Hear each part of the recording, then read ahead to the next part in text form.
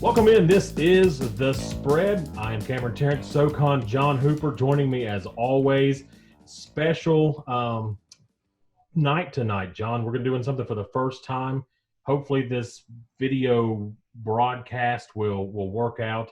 For those that are just listening, we are trying to use a webcast type thing to do like a live, not live broadcast, but a video broadcast so you can see us.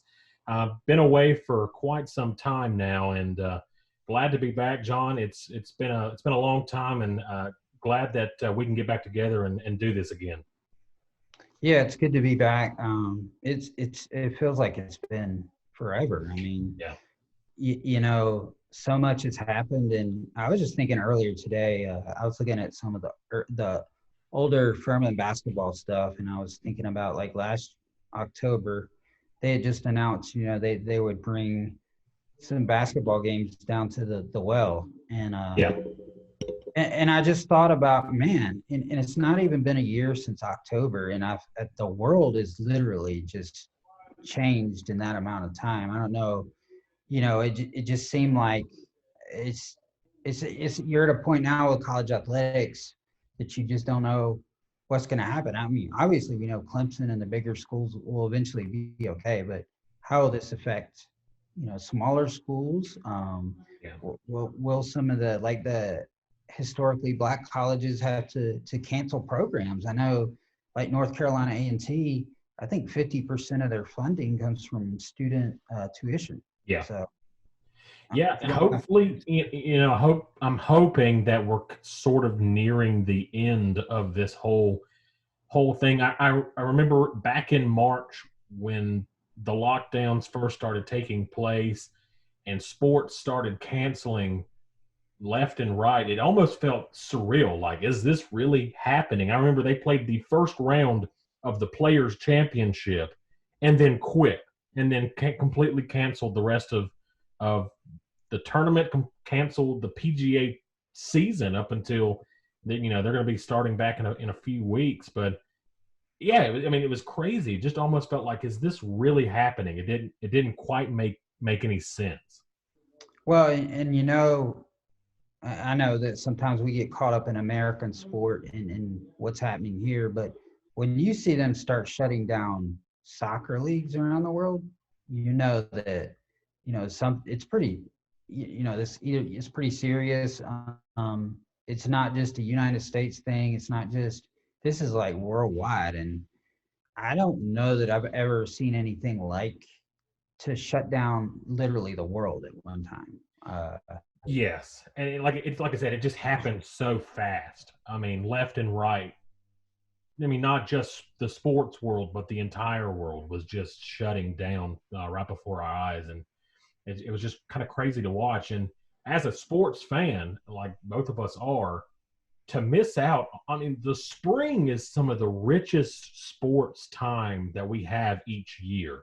I mean, to miss out on the NCAA basketball tournament in March is a crushing blow. And then me personally, and then we talked about it, I know for you as well, the Masters, missing the Masters, there's nothing like Augusta. Yeah. There's nothing like Augusta in April. I know they're going to play the Masters come November. I just don't know if it's going to have the same feel. You know what I mean? And to sit there and to know that it's Masters weekend and it's not on TV, it was kind of crushing, soul crushing, to be quite honest. Well, and you not only talk about that, you're talking about the Kentucky Derby. I mean, and some other just rites of spring, so to speak, with our culture.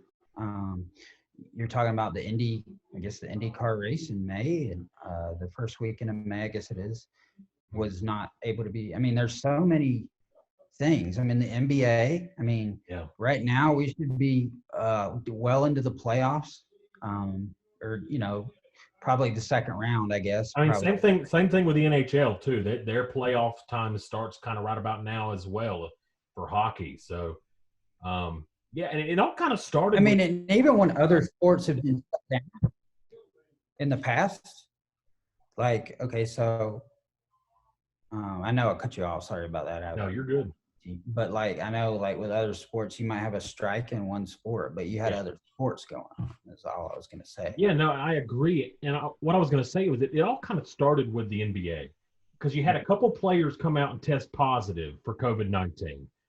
And then you just kind of felt it from that moment that that league was going to shut down, and then every other league was going to kind of follow suit, especially once state governments started cracking down, placing stay-at-home orders and things like that. And, you know, there was a lot of pessimism around the world of sports if the fall sports would even be able to compete.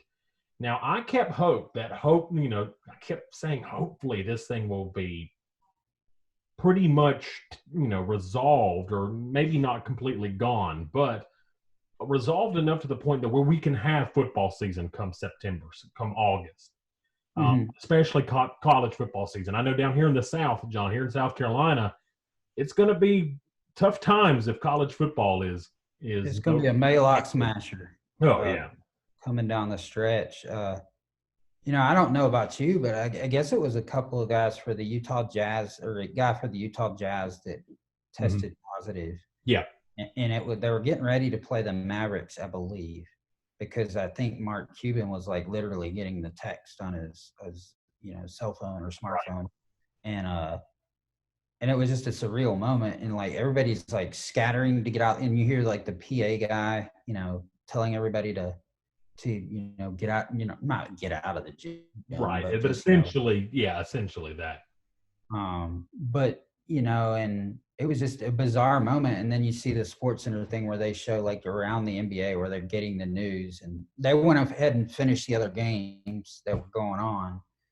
But you knew at that point, because it was right before, if you'll remember, the NCAA tournament was still on that night, literally 12 hours later. Yeah, well, if you recall, I remember Clemson basketball was getting ready for the ACC tournament, a game against Florida State. They were actually on the floor for warm-ups, and they played, I believe, the first half of that game and then shut it down. I thought they didn't get out of warm-ups for that game. Maybe it wasn't. Maybe it was a women's basketball game. There was some basketball game that did take place that played the first half, and then they canceled it after South Carolina. It might have been. It might have been. And so because I know it was interesting because they were going through warm-ups, and I'm kind of getting ready to watch Clemson and Florida State.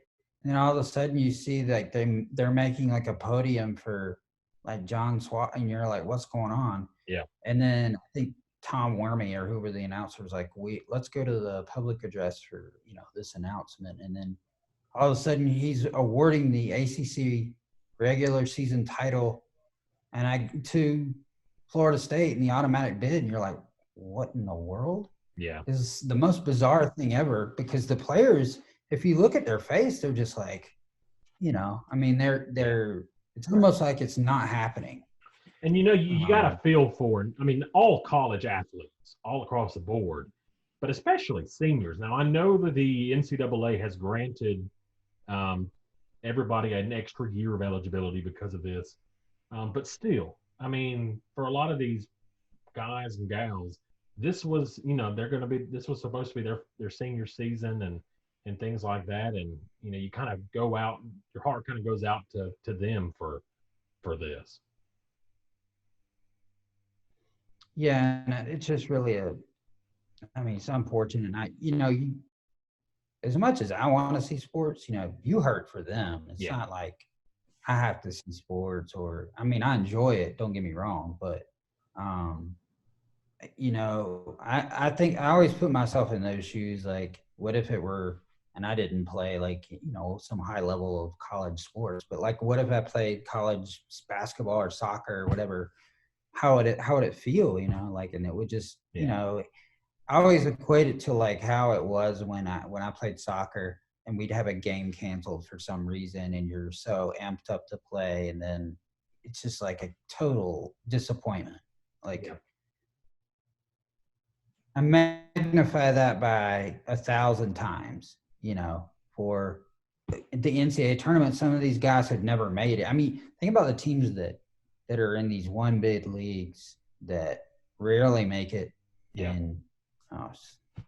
And I don't know if you can, we're back now, but like these teams that rarely make the field, I feel bad for them. I feel bad for all the one bid leagues, not worse than I feel for the major conferences, because everybody wants that chance and you don't know how many chances you'll get. Yeah. One thing that I didn't quite understand, I understood canceling the sports in the packed arenas and things like that. I got that but it was the sports with golf, for instance. You felt like they could still compete, maybe not with the patrons. I mean, that's not as exciting. I mean, sports without fans. Sports without fans is not exciting. But I mean, you felt like maybe the golfers could have still competed. NASCAR was one that didn't make any sense to me at all, because there's I didn't understand drivers that that are in their individual cars. I don't know. It didn't make a lot of sense to me then. It doesn't make a lot of sense to me now. But hopefully we're starting to get to the point where leagues and organizations are starting to kind of realize, okay, it's time to try to get back to play or compete. Have you researched any of this? I did a little bit of research because I know it didn't happen as much here because we shut it down pretty early in sports. But like around soccer around the world, there were, I think, 6 players for a team in Spain. I believe it was Valencia got the coronavirus. There was really? a number of players from Leicester City, but the thing is, none of them were seriously ill. Gotcha. These are all top shape athletes. So, and I'm not trying to like belittle the disease or anything by saying this. These are top athletes at their profession. They're in tip top shape. It seems to me that they're not as much of a risk as maybe we're making it.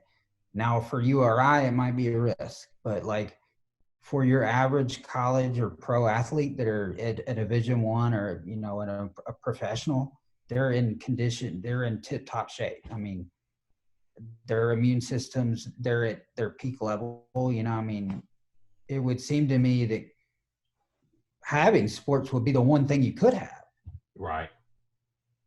Even if you risk an infection. Well, we've not had anything like this since 1919 with the Spanish flu pandemic. Right. And even that didn't, you had brought this up, we were talking the other day, you had brought it up, that even that pandemic in 1919 didn't cancel sports. There are actually photos of college football games and things. The fans are still there. They're all wearing masks. The games are still going on. Now, I know our understanding of viruses and things like that are different. I'm not trying to downplay this virus. It's shown to be deadly. You also got to remember, I don't think it's as bad as a lot of people are saying. It's definitely bad for older people and for people with underlying medical conditions. But still, I don't think it's as bad as a lot of people are trying to make this thing out to be.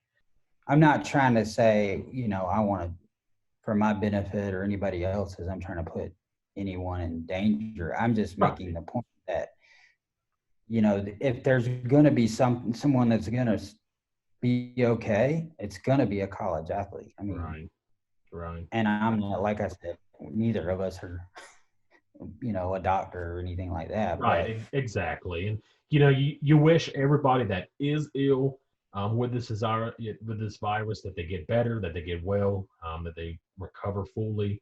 And for those that have, lost family members, loved ones, friends like that, your heart goes out to them. Oh yeah, for sure. I mean, there was a brief period of time over the past couple of months where I was kind of paranoid about going out and being around. Yeah, I was too. I was like, what is this?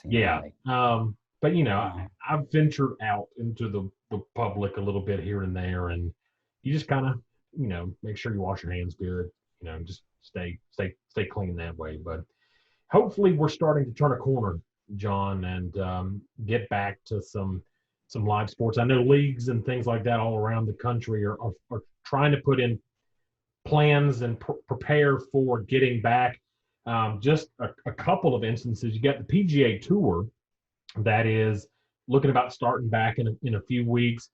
They're talking about implementing a virus testing plan, COVID-19 testing plan for patrons, not only patrons, but also for the players and caddies and things like that. But for the patrons, that, opening of the week, everybody will get screened, do a test, make sure everybody is good, and then they'll just do daily temperature checks and things like that throughout the week of tournaments. Maybe that'll work. Hopefully that'll work. We can get back to golf. I am looking forward to next weekend is the match between Tiger Woods and Phil Mickelson. Mm-hmm. I don't know if you've heard about this. Yeah, yeah. Is it the charity? It's not the charity. It's a charity event. They're raising money for COVID-19 victims, but they're playing alongside two Super Bowl winning quarterbacks.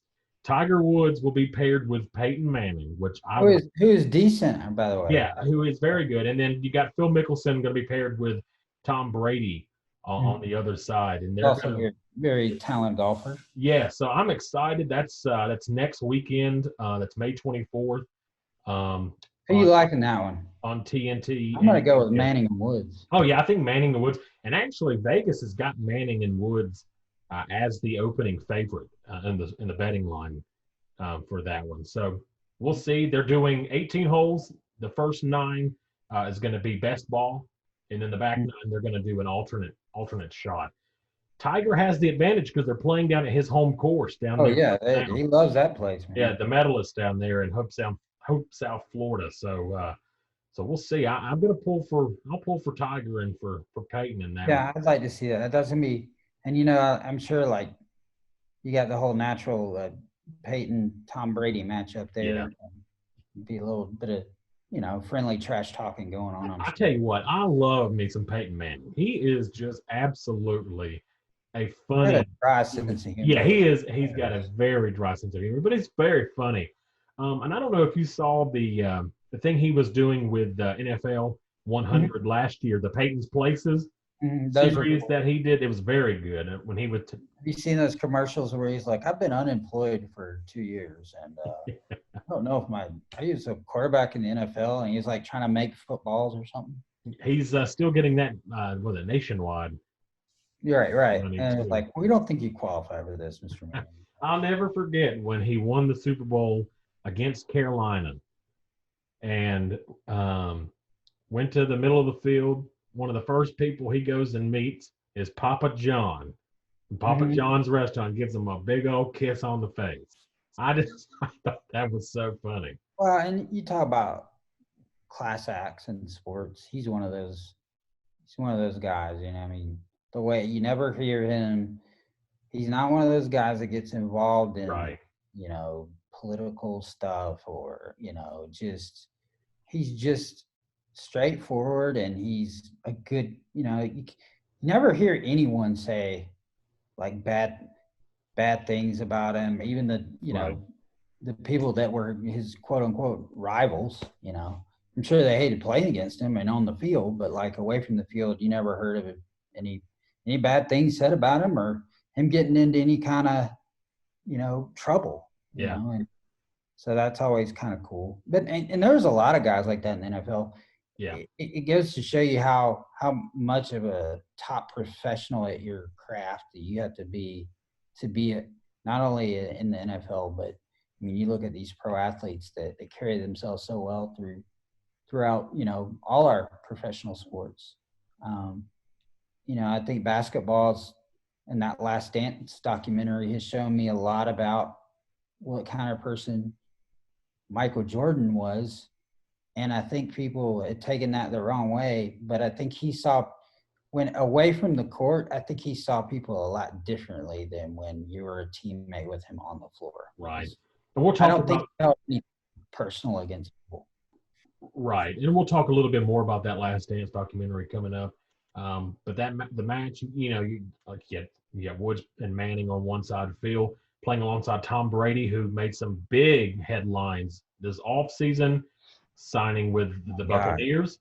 So that is going to It's be, gonna be disaster. It'll be like Johnny Unitas going to the Chargers or whatever. it's going to be interesting to see him in a Bucks uniform this year. Unfortunately, as a Panthers fan, we have to see him twice a year. So not only do we see him twice a year, we also see Drew Brees twice a year and Matt Ryan twice a year. So Carolina I always is kind of look forward to seeing Jameis Winston, but not have to still see him if he he'll gets be Jameis is going to be down in New Orleans backing up Brees. Boy, I guess Saints fans better hope that Brees stays healthy this year Because Carolina just signed Teddy Bridgewater, who was the Saints' backup quarterback. which I thought was a great pickup. I love Teddy Bridgewater. Fantastic move.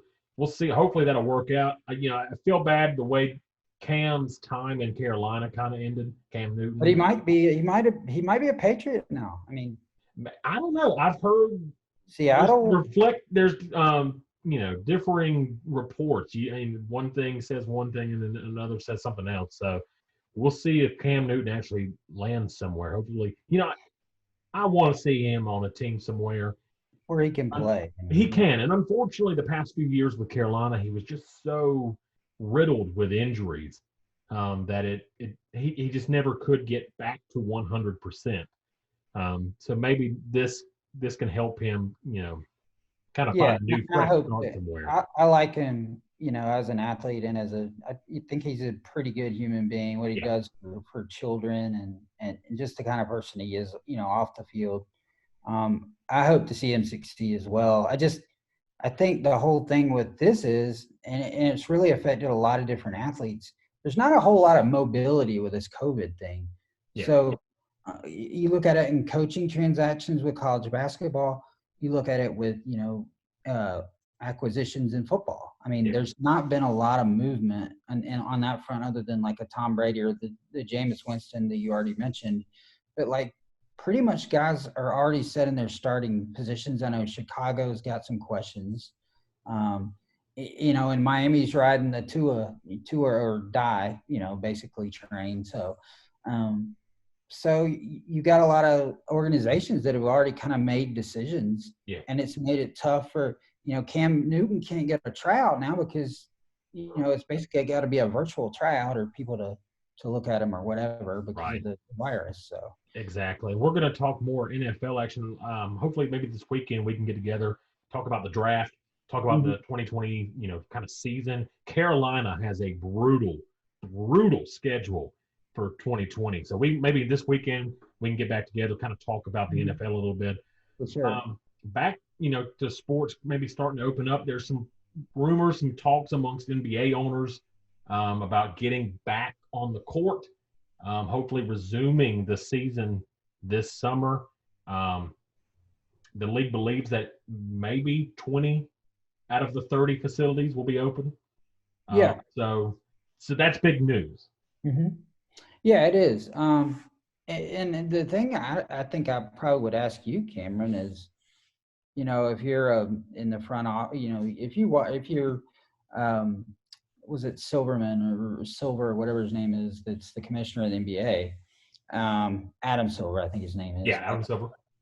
If you're, they've got a lot of have to have like a lot of contingency plans because they don't know exactly when they're going to say it's okay to play. So it's like, do we just take the top four here? Do we play a mini, like, do we condense the playoffs? Do we, there's so many different options on the table because now you're already into the playoffs.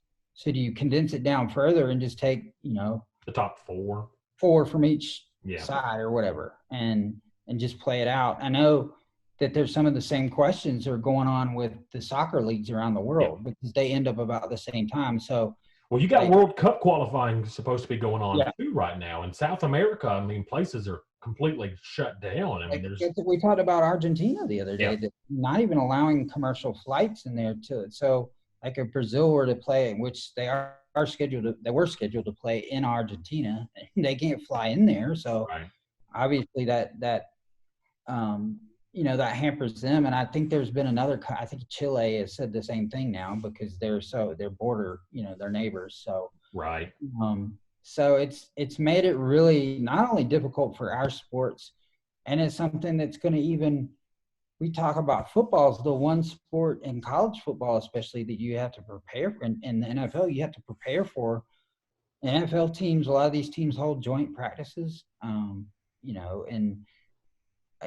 just going about that as an organization, as a managing body that, or governmental body that you have in the NBA or the NFL, that's where they're going to have to make their money, is figuring all this out. Yeah, and I think the NFL has a little bit more leeway as far as opening up and everything.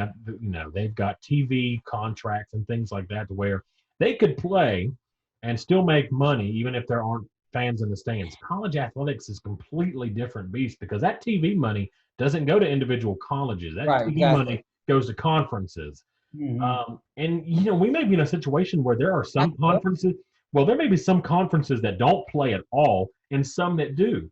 And then there may be some teams within conferences that don't play and some do. I know the ACC commissioner even said that maybe 9 teams could open up and play the college football season. So I don't know. We'll see. You had the Pac-12 coaches that just met and tried to have a unifying pitch to the NCAA about when they're ready to open. But you've got a state like California that's going to be shut down. That's going to be shut down through the beginning of August. If that happens, I mean, these football programs can't practice. They can't meet to get ready for a fall season. Is it right to make that decision in May when you're more than 100 days out from the season, though? Why couldn't you make that in July? I agree. I think it's more about fear than it is anything. Mm-hmm. Yeah, because my question to you, and we talked about this a little bit, is most people are at home right now because we're doing the right things, and we're, as a country, we're trying to get this thing out of the way. Right. But the bad side of that is, the negative of that is, people watch the news, and all you hear on the news is stay away and how horrible. If you feed yourself enough of that input, it's going to make you subconsciously fear to go out in public, it's going to condition you to be that way. You see what I'm saying? And so it even goes so far as there was a state official in the state of Oregon that said that any sporting event should be canceled through September. And we're saying that in May. Correct. I understand keeping people safe, but saying it in May is almost borderline ridiculous in a way. Yes. I completely agree. So I'm on one hand, I'm hopeful. I'm still hopeful that the college football season will start maybe not on normal end of August time, but maybe a couple weeks later. But I'm still hoping college football is played in the fall. Well, and for somebody from Oregon to say that, it's kind of a slap in the face to our healthcare system. We're supposed to be this country that pays our doctors all this, our immunologists and epidemiologists, all this money to get this figured out. And we have some of the best doctors in the world, and you're telling me they can't figure it out in however many days. You're just going to go ahead and say they can't? Well, I mean, we've already learned and figured out so much just in the 2 months since this whole lockdown situation began. So, I mean, by the time September rolls around, you'd think we'd be in a much better situation. Mm-hmm. And I think the heroes, and I think both you and I would agree, are the healthcare workers that are putting in just ridiculous hours. I mean, and I know I'm thankful for those people that are out, especially like the nurses and stuff that are just having to deal with seeing people like die and stuff, and how horrible it is. That side of it you don't see, and we're shielded from, but they're not. So in a way, I can't say that I completely understand what they're seeing. You know what I'm saying? So absolutely. Our deepest, our thoughts and our thanks definitely go out to all the healthcare providers and workers out there. Well, John, in just a couple days, actually this weekend, we're going to be seeing a stretch of NASCAR races. The NASCAR is coming back on the 17th. They're going to race 7 races in 11 days, both here in South Carolina at Darlington, and then just up the road a little bit up in Charlotte at Charlotte Motor Speedway. You ever been up to the Charlotte track? I have not been to the Charlotte track. I've been in the general vicinity of the Charlotte track. I actually stayed at a hotel one time, like right across the street from the track. You could see the track off in the distance. Right, right. It's really cool. I haven't been to a race there, but I went to Appalachian State used to have like a spring tour Yeah. type thing where their football coaches go around and speak. And I think one of them actually happened on my birthday one year. And so I went up there. It was really cool because you can like tour the facility and there's like old memorabilia in there and like they have a museum. It's pretty neat. If you're a sports fan, just in general, I'd recommend it, to Yeah. go and visit it.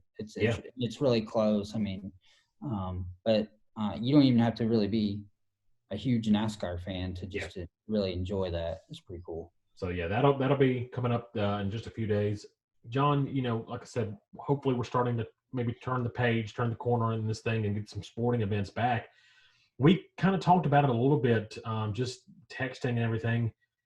It's been, to me, a shock at the response by the sports media. Just how many members of the sports media are so afraid of opening this thing back up and allowing live sporting events to take place.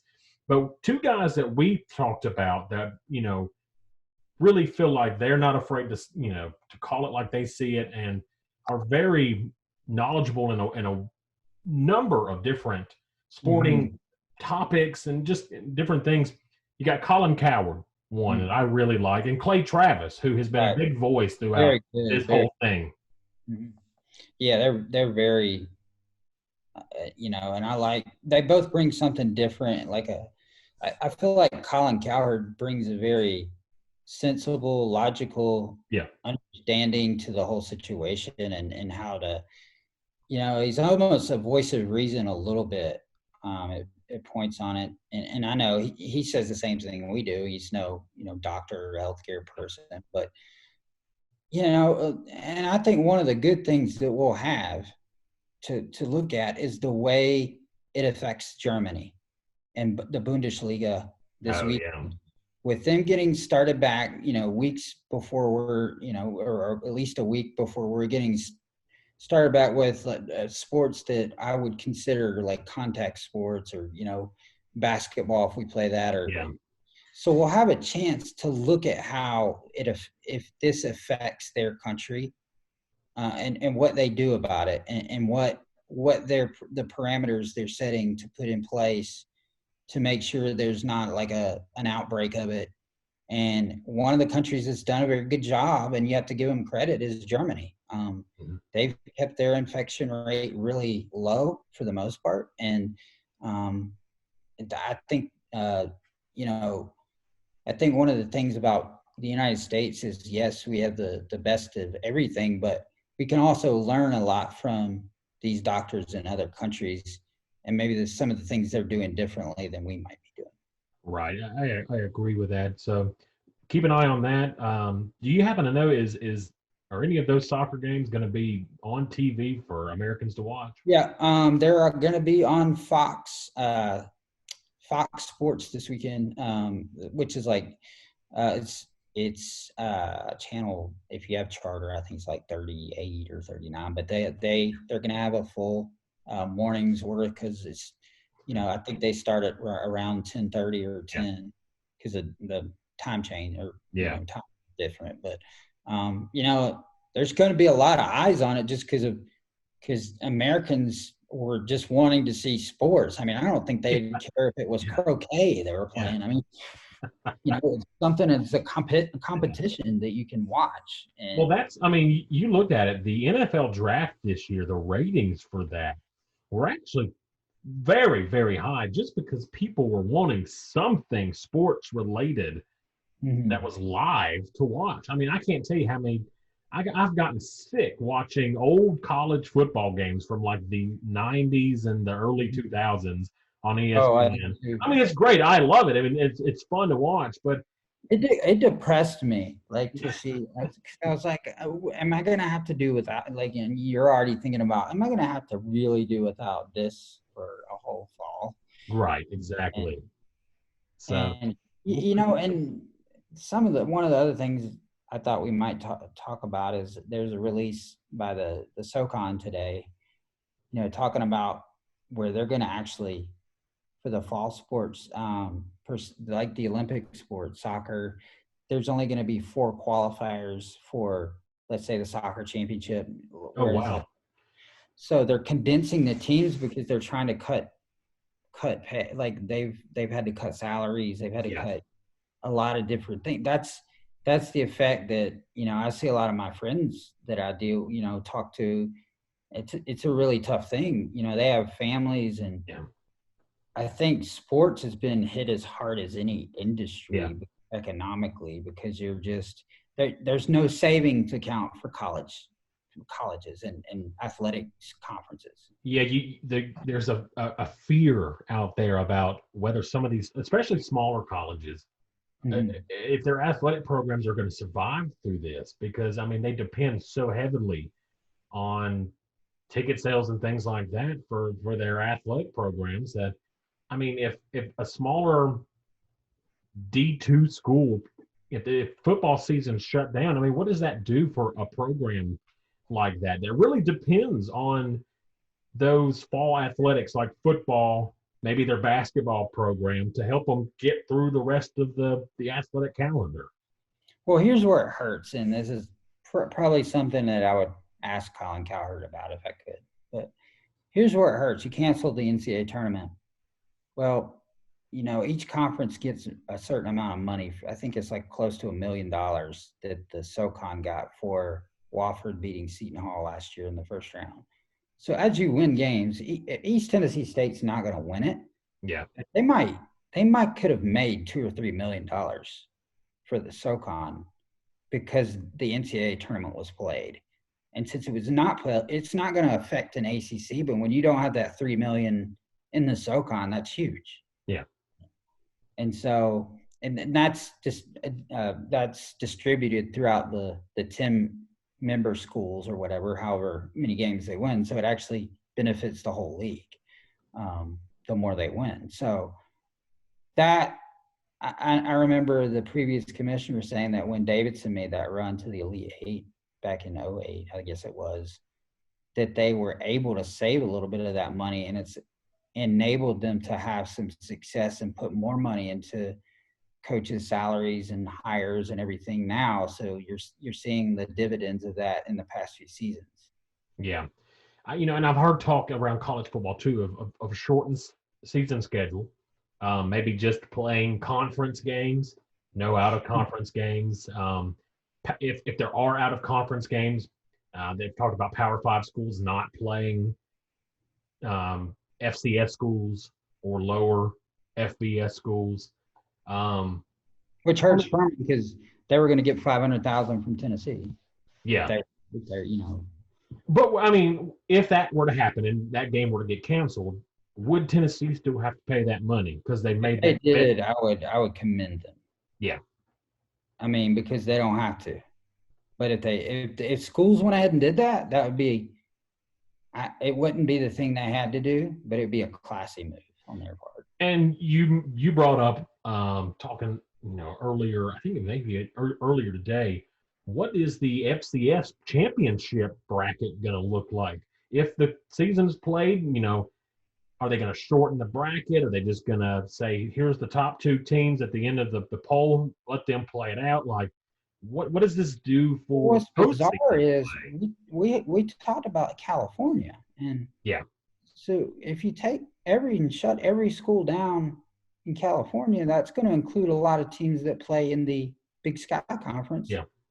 And it even affects, weirdly enough, the Pioneer League, who has San Diego in it for some reason.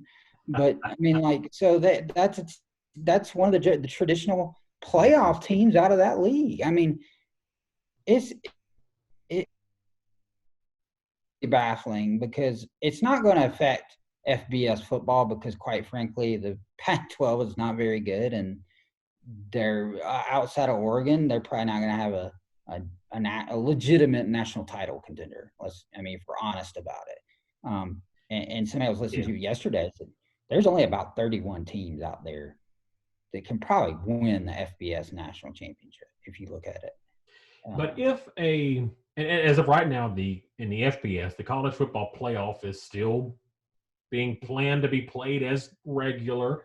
None of that has changed at this moment. But if you have certain states or even certain schools, conferences that aren't playing, how can you justify?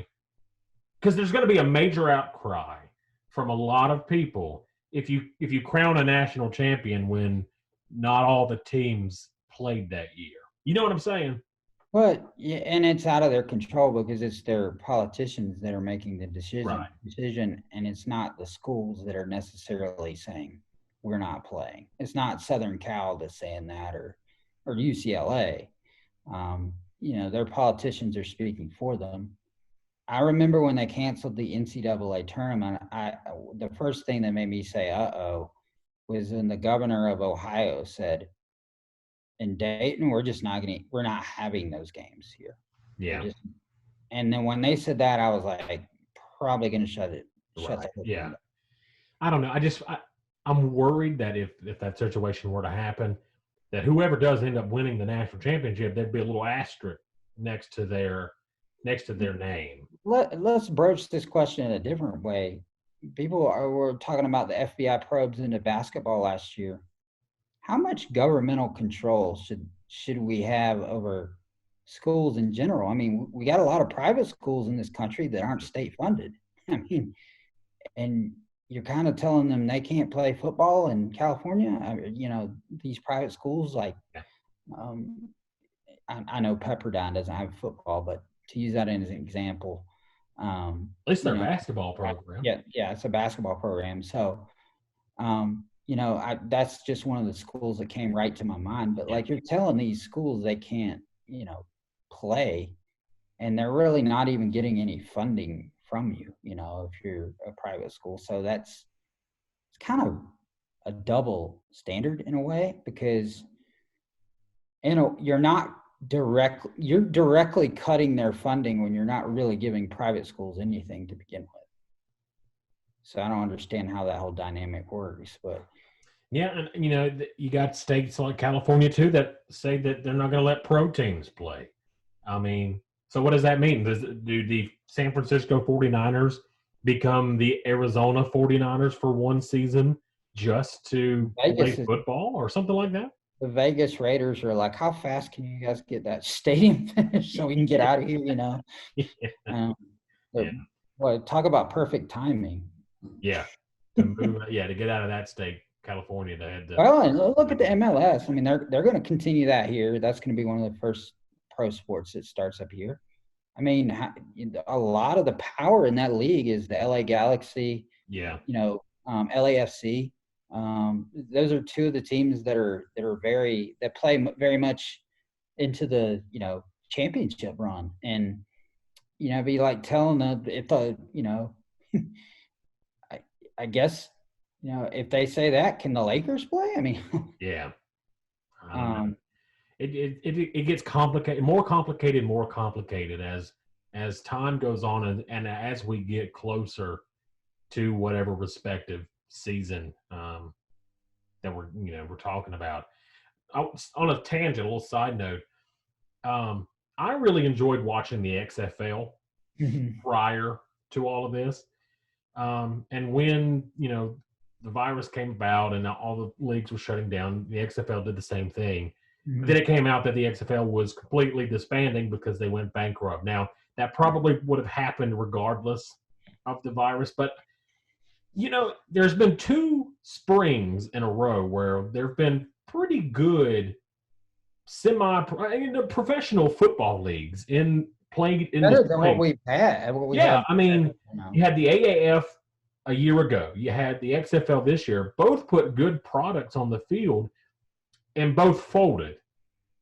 But what does that say about? I mean, I feel like there's a market for spring football. It just hasn't been tap into I wondered about correctly. that because the NCAA has had to consider the fact that here's the problem with if you don't play college football in the fall, You you would almost theoretically got to play it in the spring. you've got to play it because unless you're just going to cancel half the programs in the Right. country and you're only going to have about 40 teams. So there's only about actually Furman's SID, Hunter Reed, and I had this discussion a few years ago, and he's spot on. He said there's only about 20 to 25 teams in the whole nation that actually make money on college football. He said Clemson's one of them, South Carolina's another. LSU, these really there's 20 or 25 that actually finish in the black. Everybody else is taking a hit to have a football team, basically. So when you compound the virus on top of that, you're already going in a deficit, and then you're not having a season altogether. That would devastate. So that's why I say if you don't play it in the fall, you got to play it in the spring. I mean, you almost have to. And you'd hope by that point they would if it came to that. And the tough thing will be is you'll have college basketball going on, and you never want to have those sports overlap really so much, but you may not have a choice this year. Especially at schools, when you got schools like North Carolina and Duke that are so basketball heavy, but also their football program, their football programs aren't great, but they do have a big draw in those areas for football. I mean, North Carolina still packs out Keenan Memorial Stadium. Tell me this though, would you not go to if that were the case? Well, let's schedule on a Saturday. Let's have a football game at noon. Let's have a basketball game at 7. Oh, that'd be awesome.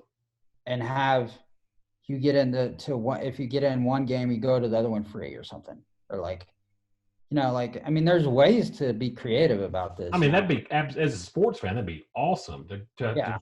Especially if Clemson did that, to hop from Death Valley, Memorial Stadium, over to Little John. Yeah, absolutely, would be for Furman. I mean, go from Paladin Stadium over to Timmons. I mean, that would be so cool. I think that offers. When I started thinking about it that way, I was like, it offers something I've never had the opportunity to actually do. Yeah, is go to a college football game and then go across here to Timmons Arena and pack it out, and that would be really cool. The only opportunity that you would have to do that would be mid to late November of a regular season.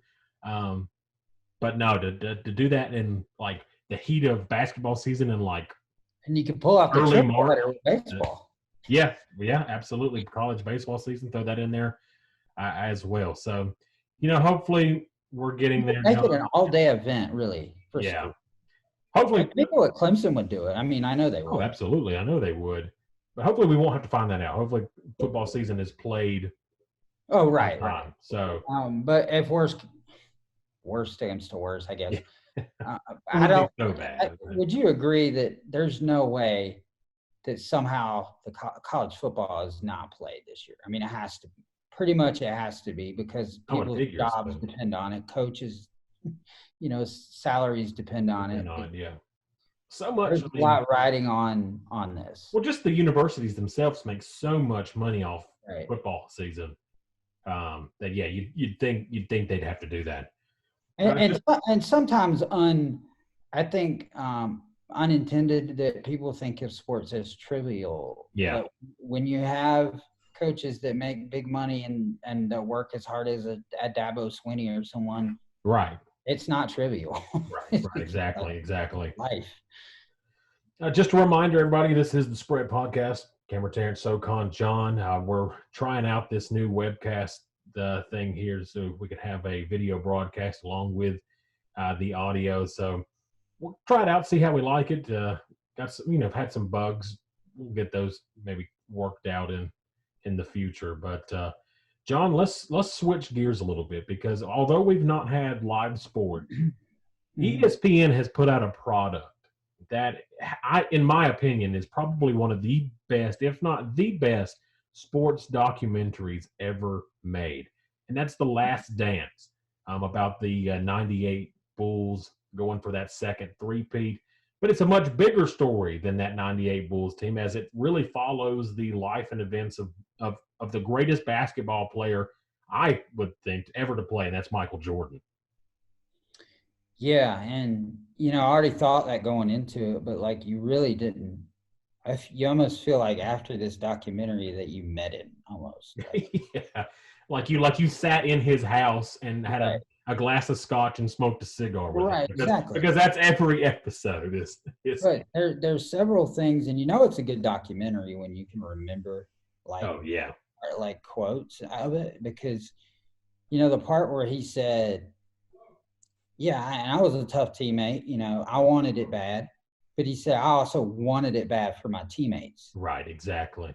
So that that gives you a little bit of a different perspective than what we've heard about Jordan. He was selfish gambler or whatever they say about him.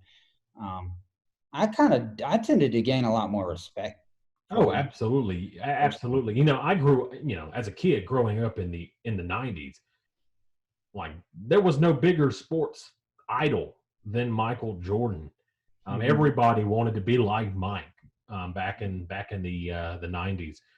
And But he I wasn't all that outspoken, really. No, he wasn't. He kind of kept to himself, and that was one of the things that I really enjoyed was about the documentaries when they went into the political debate and how Michael really didn't voice his opinion much, which is a lot different than what you see athletes do today. Because Mhm. Michael understood, I believe, rightly so, that you cannot politicize sports because you have people from both sides of the aisle that love sports and Yeah, that by actually 90%. come together because of sports. Mhm. And so the whole Republicans buy sneakers too comment, I mean, I think That was brilliance, it wasn't is it? brilliant. And he got a lot of heat from that from left leaning individuals. Well, and some people unfairly called him,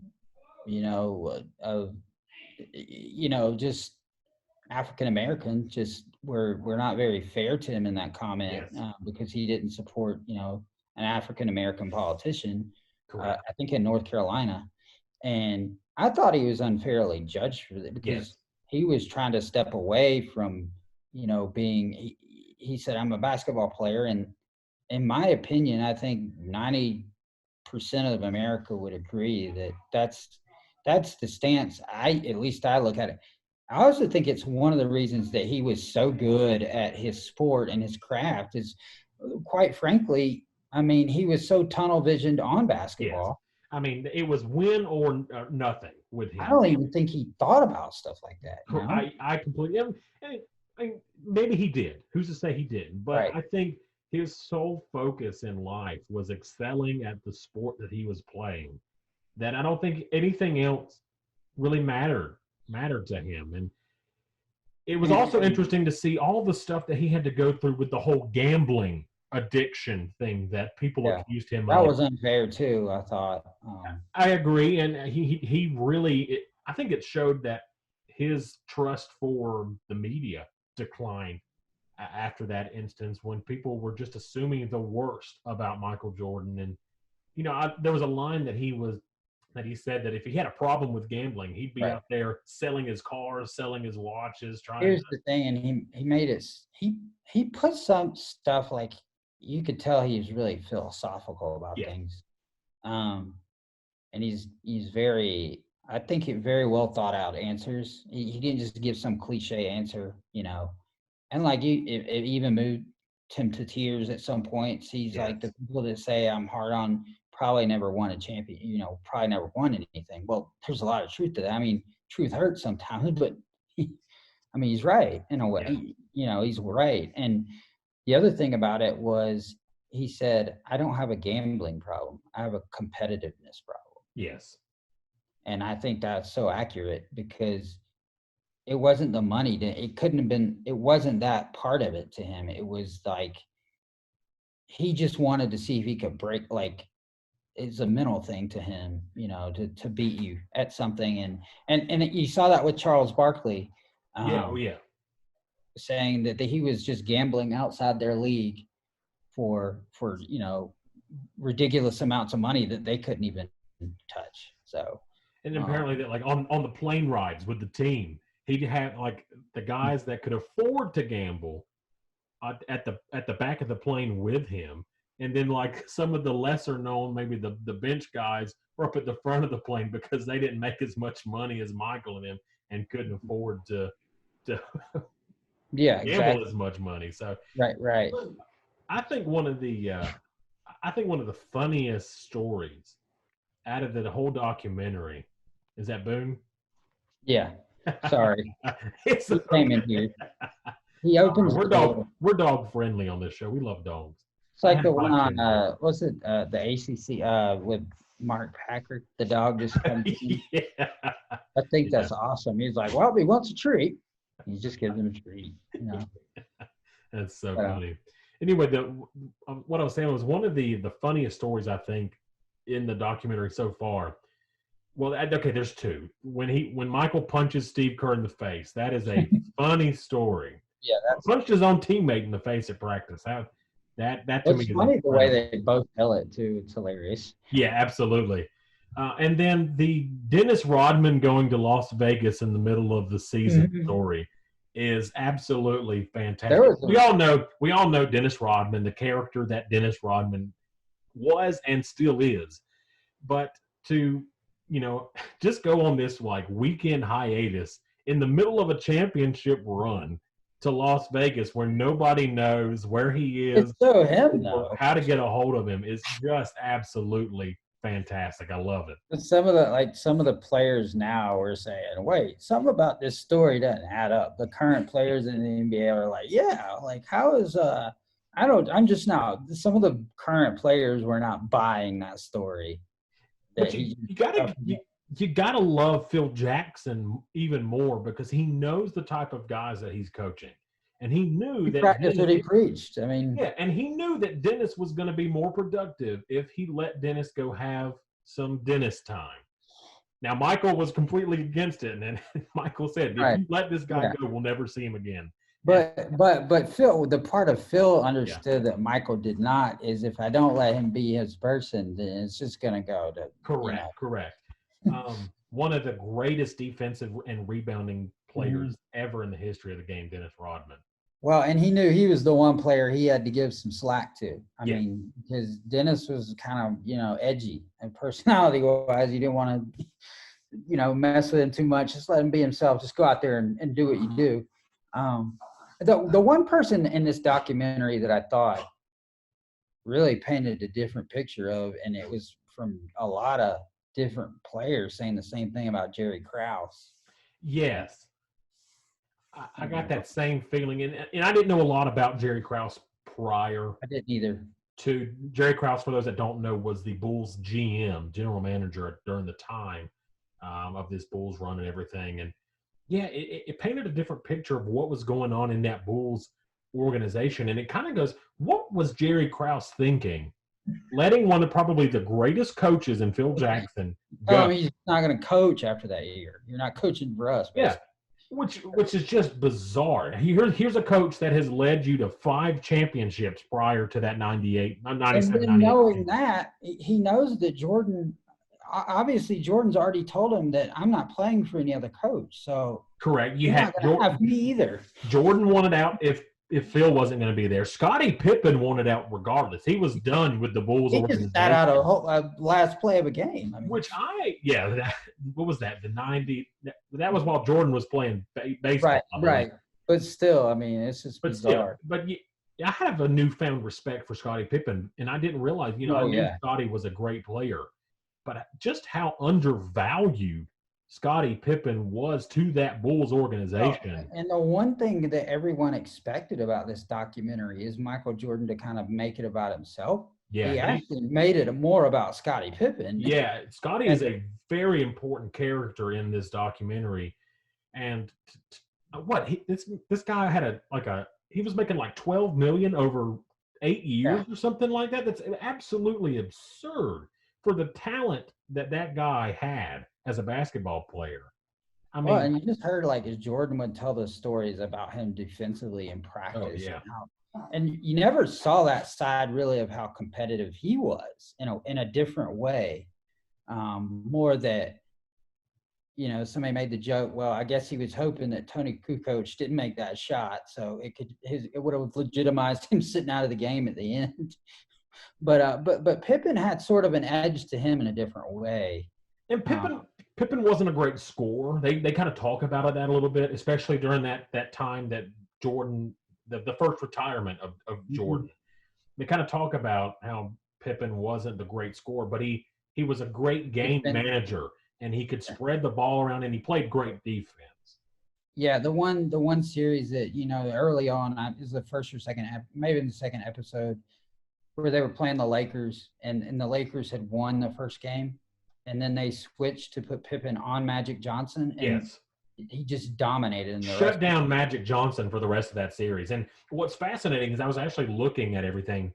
That first championship, that 91 team, when they played Los Angeles, that was actually the shortest series that Jordan ever had in the finals. He beat them in 5 games. The rest of the 6, the other 5 went to 6 games. Mm-hmm. And to think that, because you had Magic and James Worthy on that Lakers team, all-time great players. And to give you an idea of how good, and this is crazy to think about. Okay, so the Western Conference back then had, yes. So the Bulls won 72 games or whatever that one year. But I think that I heard right, by the Western Conference had 4 teams win 60 or more games. I mean, that's unheard of. And they won 72 and they were that dominant, but the whole Western Conference was good. Well, I mean, you had that last championship, the 98 season, the Utah Jazz had the best record in the league. I mean, the Utah Jazz. You see that part in the documentary, and I don't know if you caught this, but there was a regular season game where the Bulls were up by 27 points and they lost to the Jazz in Utah. Yes, I do remember that. They talked about that. So they were very good and they were very capable. I mean, with Stockton and Malone. I mean, you just look at the teams that Michael had to go up against in the finals throughout his history. That Lakers team, Magic and James Worthy. He then goes and beats a Clyde Drexler Portland Trailblazers team the very next year. A very good Portland team. And then he has to go and take down the Phoenix Suns and Charles Barkley, who won MVP that year in '93. Yeah, I mean, and these are all teams like Barkley. He was like, these are all teams that are like, we feel good. We felt good about it. Absolutely. And they're like, and I thought it was funny where Barkley was like, they were getting ready to celebrate the championship, and Barkley was like, we're not letting them sweep us. They're not winning tonight. And, they didn't end up obviously getting swept. And Jordan was like, well, I'm only bringing 1 suit to Phoenix, whatever. Yeah. I liked the story. It was later. It was in one of the later episodes. I believe it was one of the last ones that they just showed. There was a series in the Eastern Conference, maybe semis or in the Eastern Conference finals, when Jordan and the Bulls are going up against Charlotte. And they're taking on a B.J. Armstrong-led Charlotte Hornets team. Who B.J. Armstrong was on that first. Yeah, was on the first stretch. Was on that first stretch with the Bulls back in the early '90s. And B.J. had a couple of great games, and thought they had he having played with Michael, thought he had the formula to beat Michael. And that year the Hornets beat the Knicks in the first round. Yeah, and then they had to play the Chicago.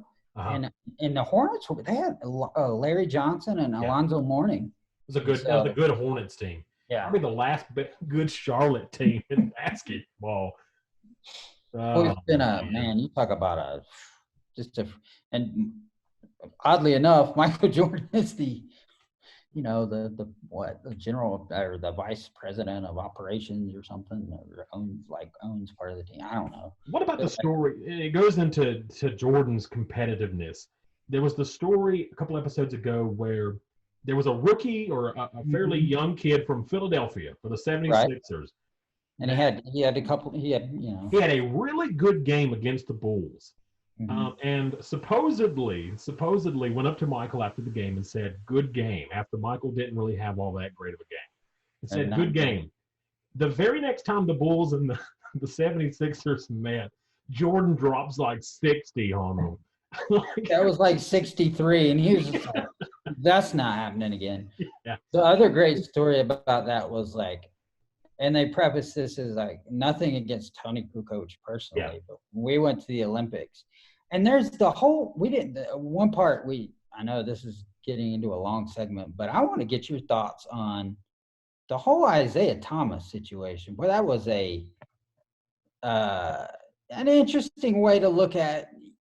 And I side again with Jordan on this. He was like, I didn't have any problem congratulating you and shaking your hands when you beat me. And you're just going to walk off the court. I understand that. I also kind of feel for Isaiah. But I don't think he should have been kept off the dream team for that. No, and there were probably other reasons behind just that. I mean, I don't know. You look at that 92 Olympic dream team. I mean, that thing was stacked with talent. I mean, I just don't – who were you taking out to put Isaiah in that team? Not really. Wasn't Leitner on that? I'm just kidding. Yeah, but they did that. They put the one college kid. Right. No, you couldn't have made it. I mean, maybe you could have made an argument for Mitch Richmond. I think he was on the team, wasn't he, from the Sacramento Kings? Here's the thing that, and Isaiah has to – you weren't taking, like you said, you're not taking John Stockton. You're not taking these guys out of there. You're just not. Well, here's the thing, and you have to kind of feel for Isaiah. It's not his fault. He was where he played where he played. He played with Detroit. He played with the bad boys of that late 80s, those bad boy Detroit Pistons team. He was a villain in the NBA in the late 80s. And you have to think, if he had been anywhere else, he's probably a beloved NBA player.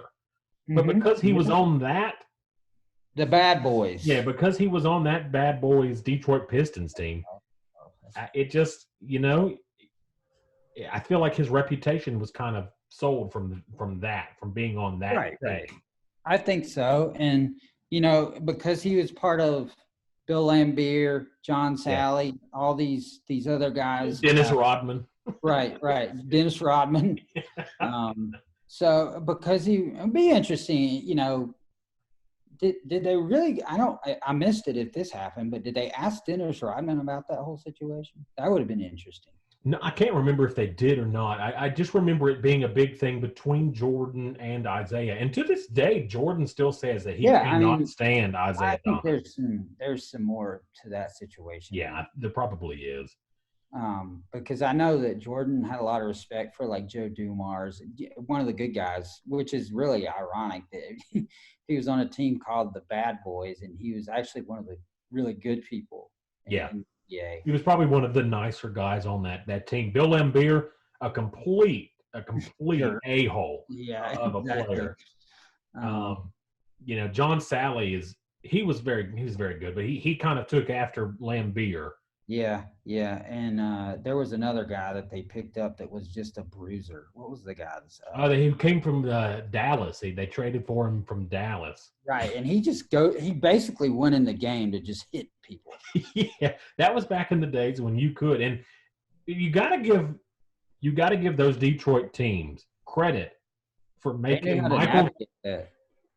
Well, here's what I was going to say. You've got to give those Detroit teams credit for making Michael Jordan who he became. Because Michael had to overcome those Detroit teams in the 80s when they had the Jordan rules, and they were just beating Michael up. That was sort of the demon he had to exercise. Yeah. And once he got past Detroit, there wasn't anybody that could stop him after that. Right. Yeah, and you got the feeling that it was almost, once he got past Detroit that year, it was almost a little bit, I guess they played Portland. Is that right? In the year, one of the years they beat Detroit, or they ended it. Was it? No, it was Portland. They beat Portland at the end of '92. That's right. So it was the LA year that they got past the Pistons the first time. Yeah. Okay. So then the next year, this is where I got in the '92 team. I kind of got the feeling, like everybody was making a big deal about Clyde Drexler and this very good Portland team. I mean, they're nothing to sneeze at, but I mean, as good as Clyde Drexler was, who was another dream teamer, I mean, they just destroyed Portland. I mean, It was like there was that one game where he had told Magic, I guess Magic was doing color at the time. He was like, it's like something to the effect, I'm going to destroy them. You know, and he had like 6 3-pointers. He had 35 points at halftime. That's how ridiculous it is. One quote from Michael in the series so far, I think it was just in the last episode, he made a comment about no matter if it was just in a practice or like in a scrimmage game or what, Michael had the mentality that he was going to beat you and beat you so bad because he didn't want you thinking that you could compete with him. But there's a psychology to that. Yes, there is. And you kind of see it. Michael kind of started that mentality. Well, and then you had guys like Tiger Woods in golf who had that same mentality. I would even say Larry Bird kind of had a very similar mentality in the early 80s.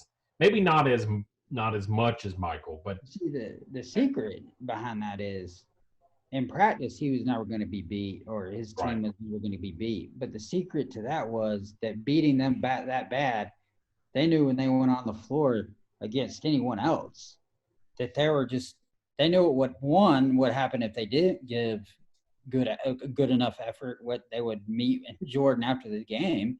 And 2, he knew that it would make them better as a team if he was like that to them in practice, because he knew that they weren't going to face any tougher, whether it be the Pistons or whoever, they weren't going to face any tougher person on them, just breathing down their neck and telling them how awful they were in the NBA when they went out and played a real game. So the idea behind that is to just, dog them during practice so they're not like that. It doesn't always work, but I think Jordan was probably ahead. His intelligence to understand certain aspects that I don't even think players today get, like the psychology of certain things. I just think he's so far. I don't know that he was so far beyond other players in the mental aspect of it that it wasn't even fair. Yeah, no, I completely agree. And, Michael, I mean, some of the statistics that, stand the test of time with him. I mean, in the finals, never lost, never even went to a 7th game in the finals. It's absolutely incredible. And then the best athlete in any sport ever. And to do it twice, 2 different, trifectas, 2 different three-peats, sandwiched by this little split of time where he went and played AA baseball. Like, it's just absolutely incredible. One of the more bizarre decisions I've ever seen. But, like, he was just like, he was so competitive that he just wanted to pick up a sport and just be like, all right, I'm going to go dominate this now, And well, and see, there was a difference between him and Bo Jackson, who Bo Jackson played football and baseball, but he did it. He did it for years. Like, he would go and play football during the fall, and then he'd go and get ready for spring training with even to do what Jordan did. It was actually pretty difficult for just a regular athlete at any sport to just go out and be able to. And it was like asking Cristiano Ronaldo to go play corner for the Eagles. And it was interesting too, because you had Michael's physical trainer during that time, like, talking about how they had to completely reshape Michael's body to play from basketball to baseball. It's a different, different body type altogether. Yeah, and then to go from baseball back to basketball. And not even to lose a step. I mean, he was out of the game for 2 years, and he comes back and is same 55 on New York or something. Is that right? Something like that. It's just absolutely incredible. But I recommend this documentary to anybody who loves sports, anybody that loves basketball, just history buffs in general would love this, because the way that the film together. The way that they edit it together, where they take you back in time to different aspects of Michael's career, and then back to that 98 season, and then back to different points. And it's very fascinating. It's a very good documentary. Oh, yeah. I'm excited for the last 2 episodes to come out this Sunday. 10-part series. Episodes 9 and 10 come out on ESPN this Sunday night. So definitely recommend it. I think it's probably one of the best sports movies, documentaries out there. They just did a tremendous job. And like I said, ESPN, and kudos to them for, they were originally supposed to release, got canceled. They actually released it earlier than they were They're originally planning going on to. to, yeah. And so that kind of softened the blow of a lot it gave us something to look forward to, because we didn't have anything. I mean, Yeah. and I'm thankful to ESPN for that, because that would have been we'd have been a month or two without anything, absolutely anything. And like you said, you can only watch so many things on replays of games or. Yeah. I can't tell you how many times I've watched that '06 Rose Bowl game between USC and Oh Texas. yeah, and I'm like sitting here on Amazon and Netflix searching college football documentaries, or like YouTube. I'm like, what can I find to watch that I haven't seen? And it's really funny the places you'll go on the internet to try and find a college football documentary I was like, maybe there's one on the dark web I can watch about Utah's season in the sun or whatever in 2008. Yeah. I mean, the weekend of the Masters, I would have much rather have been watching the actual tournament, but it was very cool to see the different replays that they showed. They showed the Jack Nicklaus 1986 tournament. That was very fun to watch, and then Tigers 97, 05, and then his victory last year. To just replay and watch some of those was fun. Like I said, I would have much rather have watched the actual thing, but yeah, it was pretty neat to kind of go down memory lane on some of that stuff. And they did a little bit of that with is it college basketball, where they did some of the the UMBC Virginia. I know they showed a lot of those kind of historic upsets on maybe it was I can't remember the other channel. Was it True TV or something?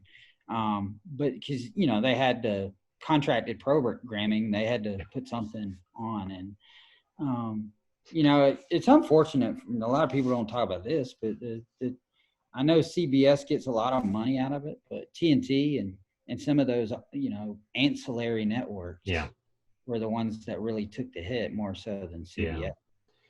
And as a Clemson football fan, I'm going to need ESPN to stop playing replays of the national championship game from January. From last year, yeah. You think a little bit too much of Joe Burrow.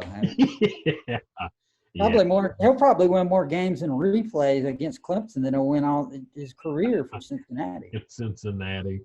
Well, John, this has been a blast, man. I'm glad that we're back and doing this. I've missed doing this, so let's plan on doing something this weekend. I want to get back and talk some NFL, talk the draft. The draft was last month, and it'd be really good to the way that they did it with not being at the actual. They were supposed to have it in Las Vegas, and with everything going on with COVID-19, they did it. Everybody was from their homes and everything like that. But I thought they did a very good job about it, and so I'd love to go through that. Maybe go through each team's draft and just kind of talk about some of the highlights and some of the things like that. And then the NFL released the 2020 schedule for this year. Go through. There's some very good matchups coming up this NFL season that we could kind of preview and talk about. So let's talk and plan to do something this weekend, John. Hey, it's been a blast as always, and adding a new feature of this is kind of cool. How you see my COVID beard here? Yeah, mine too. Although I trim it every now and then. I figure if you can get away with not shaving, it's right now. So I'm just gonna go with that. But it's been a blast. I mean, I can't wait to get back to pro sports this weekend. I'm going to be watching, some of the NASCAR, and then the Bundesliga will be played this weekend on the 16th. So looking forward to it, and looking forward to talking to you this weekend. Maybe we can break down, some of the stuff that happened, what we saw. I know I saw you. Yeah. I sent you the bizarre story about the goat that wouldn't be allowed in the stadium. I did see that. That's Bundesliga. Mm-hmm. I think it was for the Schalke. I don't understand why the mascot's so dangerous there. apparently, it's like a big deal to the fans. We say it's like a good luck charm or whatever. But yeah, I don't know. I mean, it's gonna. That's one of the weird aspects of this whole thing is gonna change.